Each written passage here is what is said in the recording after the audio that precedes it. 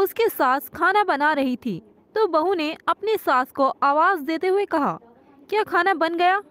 खाना बन गया हो तो मेरे कमरे में ले आना। सास ने बहू को पलट कर देखा, फिर कहने लगी, खाना बन गया है बेटा, बस थोड़ी देर में लेकर आती हूँ, जल्दी से ले आइए, कहकर बहू अपने कमरे में चली गई। सासू माँ थाली में खाना लगाने लगी और लगा करके बहू के कमरे में गई। बहू खाना खाने लगी तो साथ खड़ी हो गई, तो बहू बोली, आप खाना भी खाने दोगी या इधर ही खड़ी रहोगी? जाकर बाकी का काम भी कर लो। सास कमरे से बाहर निकल जाती है और किचन में फिर से आते ही जल्दी जल्दी काम करने लगती है। फिर थाली में खाना निकालती है और अपने बेटे के लिए ले जाती है। अजय नीता देवी का छोटा बेटा है जो कि दिव्यांग है और अपनी टांगों से चल नहीं सकता और बस अपनी व्हील चेयर पर बैठा रहता है, या जब बैठे बैठे थक जाता है तो बिस्तर पर लेट जाता है। नीता देवी उसके लिए खाना ले गई और उसे अपने हाथों से खिलाती हैं। उसके बाद तो खुद भी खा लेती है।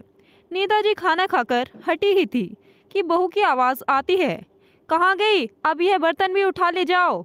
बहू कहती है, अब मेरे लिए एक कप चाय भी बना कर ले आना, मेरे सर में दर्द हो रहा है। तो नीता कहती है कि ठीक है। फिर वह चाय बना करके बहू को दे देती है। फिर से किचन में जाकर सारा काम निपटाने लगती है। गैस को साफ करना, बर्तन धुलकर फिर अपने बेटे अमन के पास आ जाती है।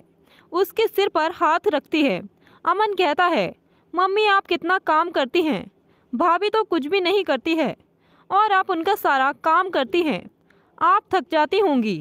नीता देवी थके गले से बोलती हैं, हाँ बेटा, बुरा नसीब है तो क्या कर सकते हैं, जब तक जीवन जीना है तो काम करना ही है। अंदर बहू यह सब सुन लेती है और जाकर अमन को थप्पड़ जड़ देती है। अमन नीता जी रोने लगते हैं तो बहू कहती है, अगर जबान को बंद नहीं रखा तो मुझसे बुरा कोई ना होगा। अभी उसका पति बाहर निकलकर आता है और ससुर चंद्रभूषण भी आ जाते हैं। आरती उनकी तरफ इशारा करते हुए चुप रहने को बोलती है और दौड़कर पानी लेकर आती है। 5 मिनट बाद अपने ससुर से खाने को पूछती है और दौड़ी दौड़ी जाती है। बहू खाना देकर एक तरफ खड़ी हो जाती है। नीता जी बैठी रहती हैं। दोनों बाप बेटे खाना खा लेते हैं। फिर वह अपने पति और ससुर के सारे काम करती है। चंद्रभूषण जी की खुद की फैक्ट्री थी।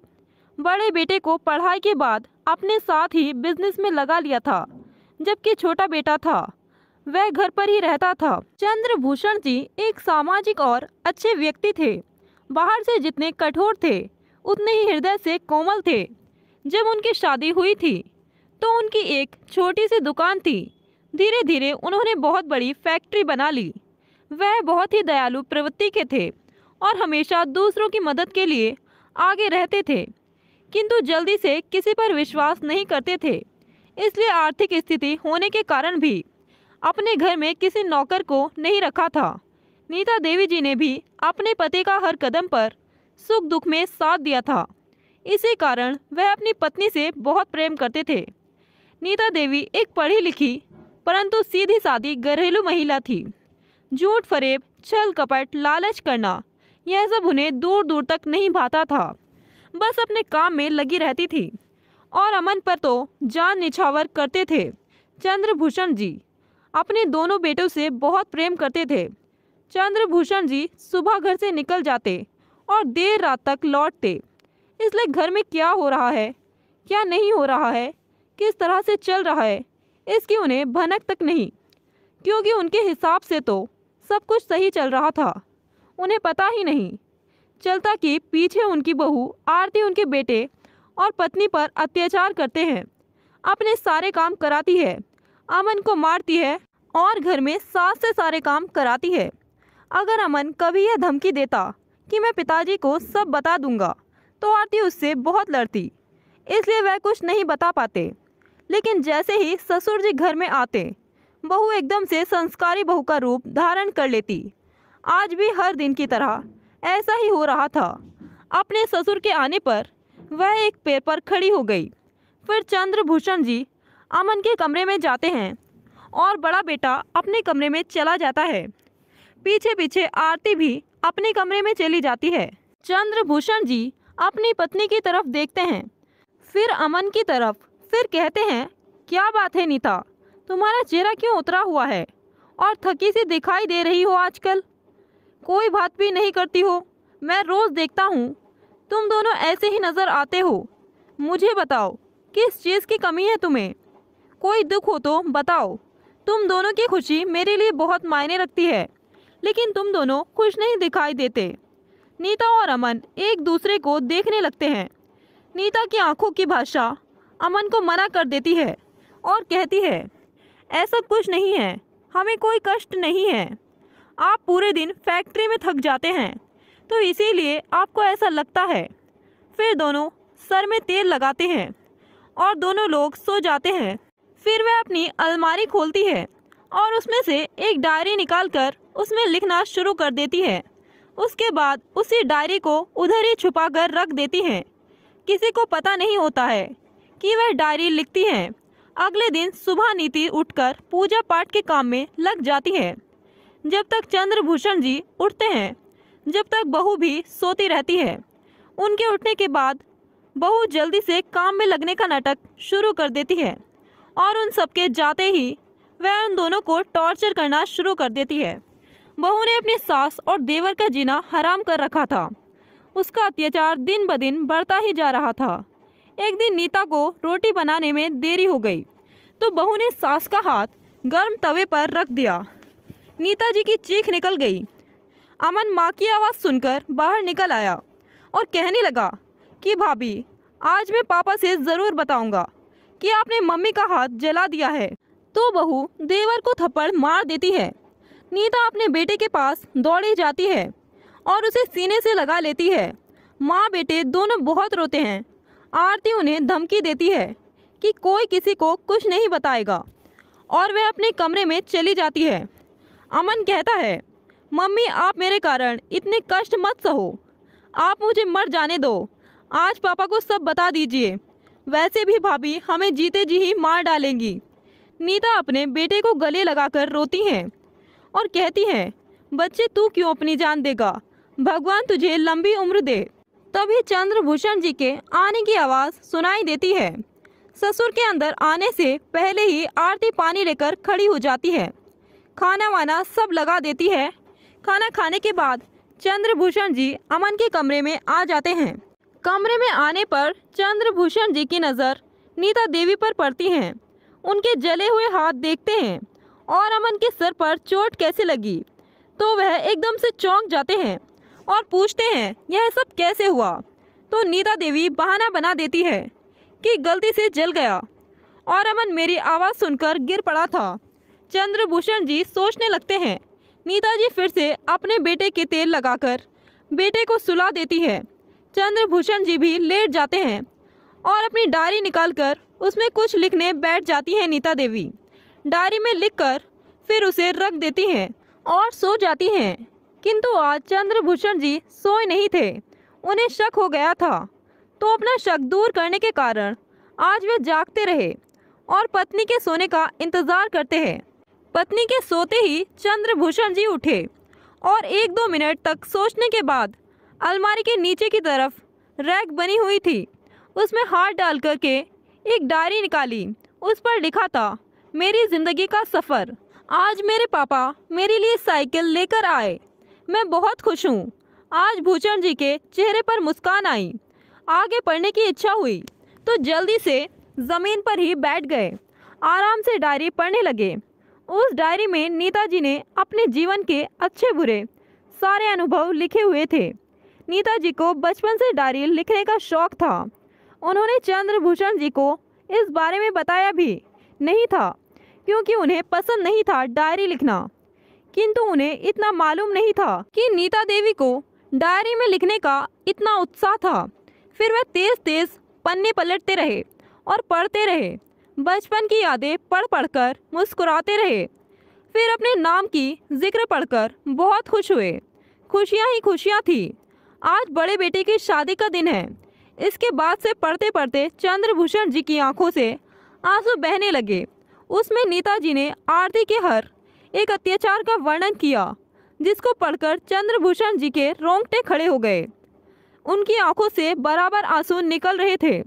आज बहू ने मेरा हाथ गरम तवे पर रख दिया और मेरे बच्चे के सिर पर भी दे मारा। हमारी सहायता करो, हमारी सहायता करो। चंद्रभूषण जी अपनी पत्नी और बेटे से इतना प्यार करते थे और उनके साथ इतना अत्याचार हो रहा था, इस बात की मुझे भनक तक नहीं थी। इस बात को सोचकर वह बहुत पछता रहे थे। फिर उन्होंने डायरी को वापस उसी जगह पर रख दिया और अपनी पत्नी के पास बैठ गए। उसको प्यार भरी नज़रों से देखते रहे, उनके सर पर हाथ फेरते रहे। फिर अमन के कमरे में गए और उसके सर पर हाथ फेरते रहे और बहुत प्यार करते रहे। अब उनकी आंखों में गुस्से की ज्वाला दिख रही थी, किंतु उन्होंने अपनी ज्वाला को ठंडा किया और समझदारी से काम लिया। पूरी रात में 1 घंटा मुश्किल से सोए होंगे। सुबह उठे तो बड़े बेटे से बोले, बेटा आज फैक्ट्री की छुट्टी है और मेरी तबीयत भी ठीक नहीं है। आज मैं कहीं बाहर नहीं जा सकता। तू ऐसा कर, बहू को लेकर कहीं घूम कर आ। बेटा बहू को तो मौका चाहिए था। यह सुनते ही मानो मन में लड्डू फूटने लगे थे। दोनों जल्दी से तैयार हुए। भूषण जी ने अपनी पत्नी के हाथ पर बहुत सारे रुपये रखकर बोले, यह लो तुम शॉपिंग कराओ, जो लाना है दिल खोल कर लाओ और अपनी सहेली शीलू के घर हो आना। नीता जी मना कर रही थी, किंतु उन्हें जबरदस्ती भेज दिया।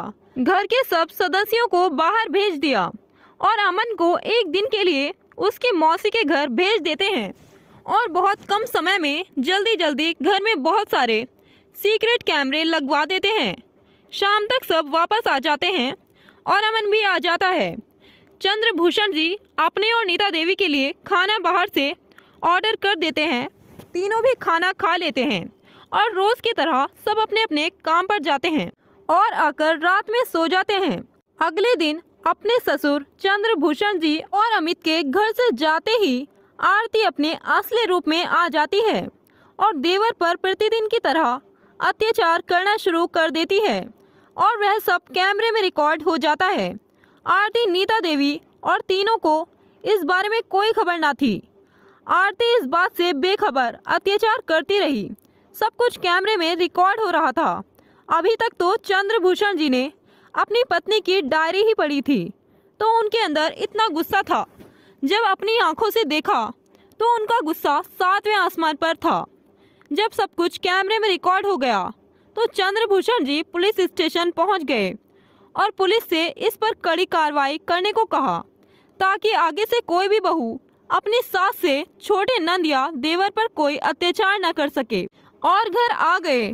कुछ समय पश्चात लेडी पुलिस आकर आरती के हाथों में हथकड़ी डाल देती है। आरती चौंक जाती है और पूछती है, मैंने किया क्या है? क्या है यह सब? किस वजह से मेरे हाथों में हथकड़ी डाली है आपने? तो चंद्रभूषण जी घर की टीवी पर वह कैमरे की रिकॉर्डिंग चला देते हैं, जिसमें आरती अपनी सास और दिव्यांग देवर पर अत्याचार कर रहे होती है। उसको देखकर आरती की रूह कांप जाती है। नीता देवी के तो होश उड़ जाते हैं। कार्तिक को अपनी पत्नी के लिए दया आती है तो अपने पिताजी को कहता है, पिताजी यह सब क्या है? क्या ड्रामा है? आप घर की बहू को इस तरह से बदनाम कर रहे हैं। चंद्रभूषण जी कान के नीचे खींचकर 2 मारते हैं और तभी वहां पर वकील आ जाता है। उन्होंने पुलिस स्टेशन से ही फोन कर दिया था। मैं अपनी पत्नी और बेटे पर हुए अत्याचार का बदला खुद ले सकता था, पर मैंने कानून को अपने हाथ में लेने की बेवकूफ़ी नहीं की। मेरी पत्नी और बच्चे का क्या होगा? इसीलिए मैंने तेरी घटिया पत्नी को पुलिस के हवाले करना ही सही समझा। नहीं तो इसने मेरी जान से ज़्यादा प्यारी पत्नी और बेटे के साथ जो किया उसके बदले मैं इसका गला भी दबा सकता था, लेकिन मैंने ठंडे दिमाग से काम लिया और घर में मैंने कैमरे लगवा दिए हैं। मेरी पत्नी नीता देवी और अमन को जान से मारने की धमकी देती थी। अब तुझे कानून से बचने के लिए समय, पैसा, जीवन सब चाहिए होगा। अब सरना पूरी जिंदगी तू जेल में। यह सुनकर आरती और कार्तिक रोने लगता है। कार्तिक कहता है, पिताजी अत्याचार आरती ने किया है, मैंने नहीं। आप इसे ही जेल भेजो, मुझे अपने साथ रखो। मैंने तो कुछ नहीं किया। आरती अपने किए पर शर्मिंदा थी। वह माफी मांगती रही किंतु उसे माफी ना मिली। पुलिस अरेस्ट करके ले गई और चंद्रभूषण जी ने वकील के साथ अपनी वसीयत तैयार की, जिसमें लिखा गया था कि जब तक जीवित हैं मेरी पत्नी हमारी जिम्मेदारी है, किंतु अगर हम दोनों में से कुछ हो जाता है किसी को, तो हमारी फैक्ट्री का इकलौता वारिस मेरा छोटा बेटा होगा। दोस्तों, क्या चंद्रभूषण जी ने सही किया? हमें कमेंट बॉक्स में ज़रूर बताएं और ऐसी कहानी सुनने के लिए हमारे चैनल को सब्सक्राइब करें, वीडियो को लाइक करें। धन्यवाद।